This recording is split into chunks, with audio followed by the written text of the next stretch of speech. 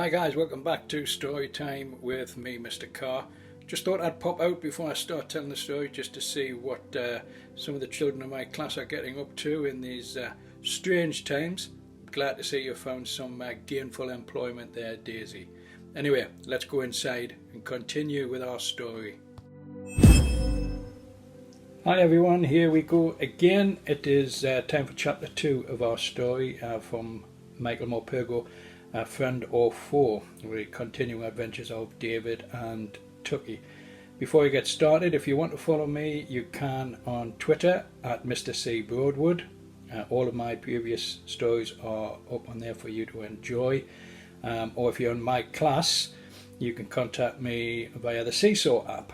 If you need your passcode, please just send me a message in Twitter and I'll get back to you as soon as I can. Without further ado then, I hope you're all keeping safe. I hope you're still washing your hands. I hope you're behaving yourselves. I'm sure you are. I'm missing you all terribly. Here we go. Chapter 2. It rained all the way from London to Exeter.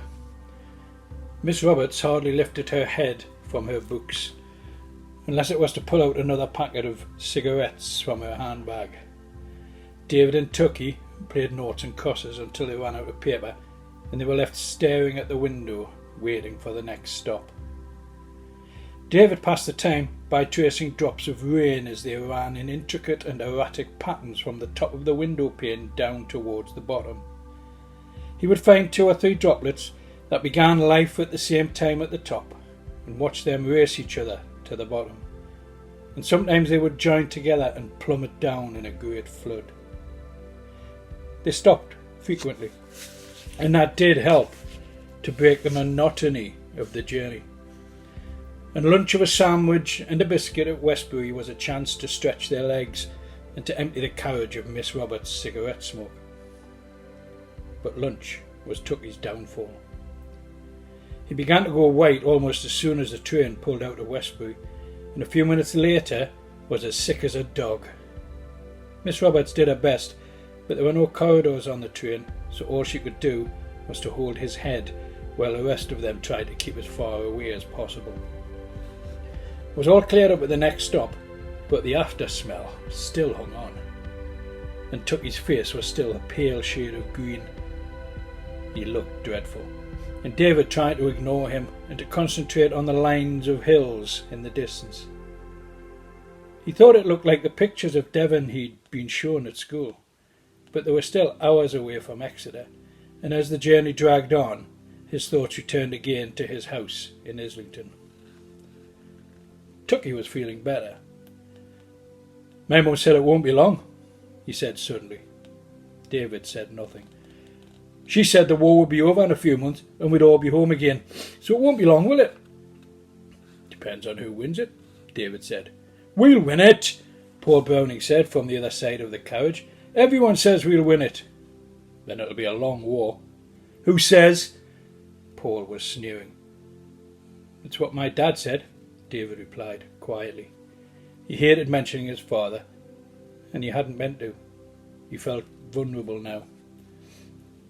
He said that if the Germans win, it'll be a short war, and if we win, it'll be long. "But we won last time," Tucky piped up. "We won then, didn't we?" "Yeah, he's right." Paul was leaning forward.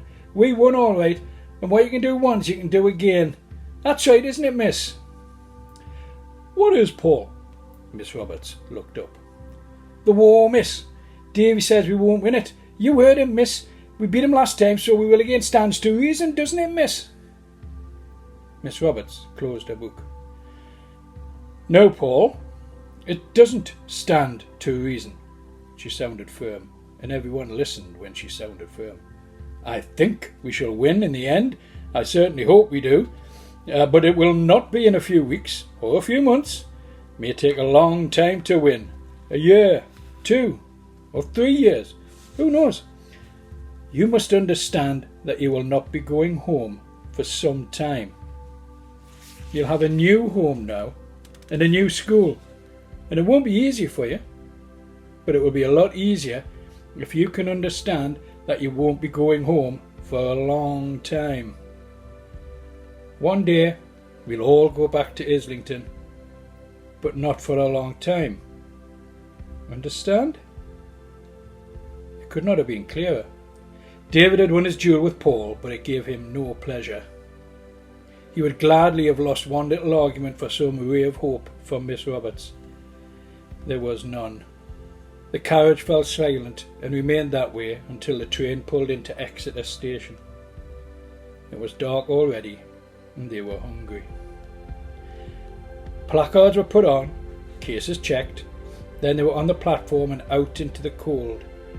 Tucky and David stuck together while Miss Roberts gathered the whole school around her for a roll call. Then she led the way through the ticket barrier and towards a waiting bus. There were people everywhere, but it was not like the hustle and bustle at Paddington. Here they were standing and staring solemnly as the boys straggled through the ticket hall. "Where are you boys from, me dear?" The ticket collector put his hand on David's shoulder and turned him round. "London," said David. "I know that, me dear," he laughed easily. "I know that right enough, but whereabouts in London?" David felt foolish and flushed. "Islington," said Tucky. "Not heard of that, have you?" He asked around him and everyone shook their head. "Off you go then, me dear, and keep smiling." David did not know what he should be smiling about, and he could not help wondering how anyone could have reached the age of that ancient ticket collector without ever having heard of Islington. "Talk funny, don't they?" said Tucky, as they rushed after the others. Miss Roberts marshalled them into the dark green coach at the station yard, and David sat with Tucky on the long bench seat at the back and waited. They all waited, but nothing happened. Then someone realised the driver was missing, and a policeman went off in the dark to look for him. The boys sat numbed in their seats, every one of them exhausted, too exhausted even to be homesick. The driver came back eventually, and there were angry words in front of the bus. Miss Evers was giving him a piece of her mind. The blackout was in force, and the headlights of the bus were hooded so that only a thin slit of light struck the road ahead. The engine throbbed underneath them and the bus moved at last. The journey through the dark lanes seemed unending. David sensed they must be out in the countryside because there were no houses. All he could see were high hedges and the occasional glimpse of a field as the headlights skimmed over it through a gateway. No one spoke on the bus. It was too noisy, but no one felt like it anyway. Tucky had gone to sleep on David's shoulder, but kept waking up every few minutes to ask if they were there. Halfway down the coach, David could make out the shape of Miss Roberts' hat, as it was lit up from time to time by the glow of her cigarette. "This is it!" the driver's voice shouted, and the coach slowed down. Tucky woke up with a start. "Round this bend and you're there." "Placards and cases," said Miss Roberts. "Don't leave anything behind." "And don't forget your cases, children," Miss Hardy echoed. "Make sure it's your own case and no one else's. Check them now, children." The bus had stopped, but David could see nothing out of the windows. He rubbed an island clear of the steam and peered through. They were in a small square surrounded by low buildings. The door was thrown open in the darkness and a shaft of yellow light flooded towards the coach. "Everyone out!" Miss Roberts walked sideways down the centre of the coach. "And mind your manners now!" The lights of the village hall were blinding at first, and David blinkered and squinted his way down the hall. There were faces all around him, peering red faces and eyes that followed him. He looked away and followed on up some wooden steps and on to a platform. There were two long benches and David found himself in the back row and Tucky slid in next to him. It was warm in the hall, and from somewhere came the smell of tomato soup, red tomato soup. It was thick and not too hot, and they were each given a great hunk of brown bread which they dunked into the white enamel cups. David ate his slowly, savouring the warmth. Every new mouthful sent comforting shivers down his body. He'd hoped for some of Tucky's, but clearly Tucky was feeling well enough now to finish his. Then there were cheese rolls, and they washed it all down with the sweetest cocoa David had ever tasted. The cocoa was too much for Tucky, and he emptied his into David's mug, and David crouched over it, warming his hands. Down in the hall everyone had stopped talking, and Miss Roberts was speaking. "The boys have all had a very long day, and I think we should get them off to bed as quickly as we can. But I know they'd all like me to thank you, you kind people, for our welcoming meal. It's a long time since we've eaten like that. Now most of you are having one boy to stay, and some 2 or 3. Do choose quickly. They're a good bunch of boys, and I know you look after them as well as you can. You'll find their names and ages on their placards, so as soon as you've chosen the one you're having, please register with Miss Evers at the table by the door. That way we'll know where everyone has gone to. It wouldn't do to lose anyone now, would it? Take the first row first, and then the back row will move forward." The crowd of faces in the hall moved in closer, looking at them. The children sat sipping their cocoa and gazed back down at them. There was a lot of whispering, and it was a long time before anyone moved. Then one of the ladies stepped forward and peered closely for a moment at Paul's placard. She smiled up at him over her glasses. "Come on then, Paul," she said, tapping him on the knee. "Let's get the ball rolling. You come along with me." "Yes, miss," said Paul, and looked to Miss Roberts for reassurance. Miss Roberts nodded. "Off you go now then, Paul, and be good now." Miss Roberts spoke kindly, and Paul got up and walked down the steps into the hall. The lady took his case, and the 2 of them walked away towards Miss Evers' table at the back of the hall. "Doesn't know what she's in for," Tucky whispered from behind his cocoa mug, and David smiled for the first time that day. He sipped his cocoa and looked around the hall, trying to pick out a face he liked, but there were too many people, and they were too remote to be real. It was a smooth enough business after that.